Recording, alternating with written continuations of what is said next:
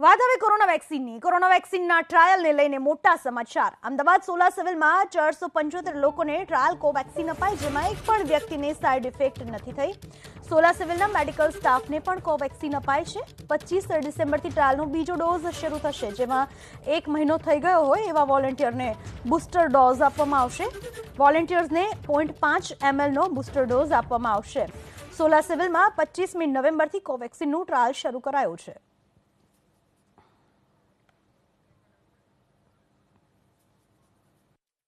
Bharat Biotech trial vaccine કોરોનાની છે, એનું ટ્રાયલ અમદાવાદની સોલા સિવિલમાં થઈ ચૂક્યું છે। 20 દિવસ કરતાં વધારેના જે સમય છે તે ચૂક્યો છે। આપણી સાથે ડોક્ટર પારુલ ભટ્ટ છે કે જેઓના મેડિસિન જે વિભાગના વડા છે અને સાથે જ આ ટ્રાયલ વેક્સિન છે એમના માથે જવાબદારી મૂકવામાં આવી છે। બેન, 20 દિવસ કરતાં વધારે દિવસ થઈ ચૂક્યા છે, કેટલા લોકોને વેક્સિન આપવામાં આવી છે અને આખી શરૂઆતથી લઈને અત્યાર સુધીની શું પ્રોસેસ છે? હા, આ જે કોવેક્સિન વેક્સિન ટ્રાયલ છે એ ઇન્ડિયાની ફર્સ્ટ વેક્સિન છે, જે આત્મનિર્ભર કોવિડ વેક્સિન તરીકે પણ ઓળખાય છે। અને એનો ટ્રાયલ આપણે આખા ગુજરાતમાં એક સોલા સિવિલ હોસ્પિટલમાં જ અસાઇન થયો છે, ગુજરાત સરકારના માર્ગદર્શન અંદર। અને આ જે ટ્રાયલ છે એના હું પ્રિન્સિપલ ઇન્વેસ્ટિગેટર છું।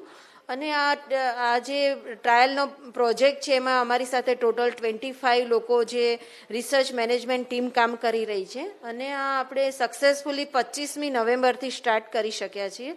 અને આ જે ટ્રાયલ છે એમાં આપણે સ્પેશિયલી હેલ્ધી વોલેન્ટિયર્સ કે જેમને એજ મોર દેન 18 યર્સથી 60 યર્સની વચ્ચે હોય અને જેમને કોરોનાની ઇન્ફેક્શન ના થઈ હોય, જેમના ઘરમાં કોઈને કોરોનાની ઇન્ફેક્શન ના હોય ને કોઈ ડ્રગની એલર્જી ના હોય, એ ક્રાઇટેરિયાની અંદર જ્યારે ફૂલફિલ કરતા હોય છે ત્યારે આપણે એમને આ વેક્સિન લેવા માટે એલિજિબલ ગણીએ છીએ, જેને એલિજિબિલિટી ક્રાઇટેરિયા કહેવામાં આવે છે।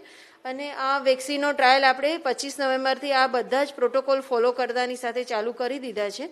અને એમાં ઇનિશિયલી અમે સવારનો સમય રાખેલો હતો, પણ પછી જે રીતે વોલેન્ટિયર્સની ડિમાન્ડ જોતા હવે અમે સેટરડે સન્ડે પણ ચાલુ રાખ્યું છે। એટલે ડેઇલી મંડે ટુ સન્ડે, સોમવારથી રવિવાર સુધી સવારે 10થી 5નો ટાઈમ છે। અને અત્યાર સુધીમાં આપણી પાસે 450 વોલેન્ટિયર્સને ફર્સ્ટ ડોઝ ઓફ વેક્સિન આપી દીધેલી છે। ફર્સ્ટ ડોઝ થઈ ચૂક્યો છે। 450 વોલેન્ટિયર્સને જે વેક્સિન આપવામાં આવી એનું આપણે સતત એમની પાસેથી જાણકારી લઈએ છીએ કે કોઈ અસર કે આડઅસર। તો આ જે લોકો 450 છે એમાંથી કોઈ એવો કોઈ વ્યક્તિ ખરા કે જેમને કોઈ સિમ્ટમ્સ દેખાય હોય તો એની કોઈ ખરાબ બાજુ દેખાય વેક્સિન, એવું કઈ ધ્યાનમાં? આપણે ઘણી બધી વખત ઘણી બધી ધારણાઓમાં લોકો ચિંતામાં રહેતા હોય છે કે જાણે કે વેક્સિન આપે એટલે રિએક્શન આવશે જ, પણ આ રિએક્શન આવશે નહીં આવશે એના માટે અમે એટલા માટે કોન્ફિડન્ટ છીએ। એના 2-3 રીઝનો છે અગત્યના। અને જે આ 450 લોકોને વોલેન્ટિયર્સને જે ફર્સ્ટ ડોઝ આપ્યો છે, હાવેવર એની ડિઝાઇનમાં આપણે 2 ડોઝીસ આપવાના છે 1 મહિનાના અંતરે, 0.5 ml ઇન્ટ્રામસ્ક્યુલરલી। અને પછી આપણે એમની એફિકસી અને સેફટી જોવાની છે। તો સેફટીમાં આપણે આ ખાસ જોવાનું છે કે એની કોઈ આડઅસર છે કે નહીં। તો એના માટે 2 અગત્યના સાયન્ટિફિક રીઝનો આપણે જો શેર કરીએ તો એક છે કે સૌથી આ ફેઝ 3 ટ્રાયલ છે, એટલે ફેઝ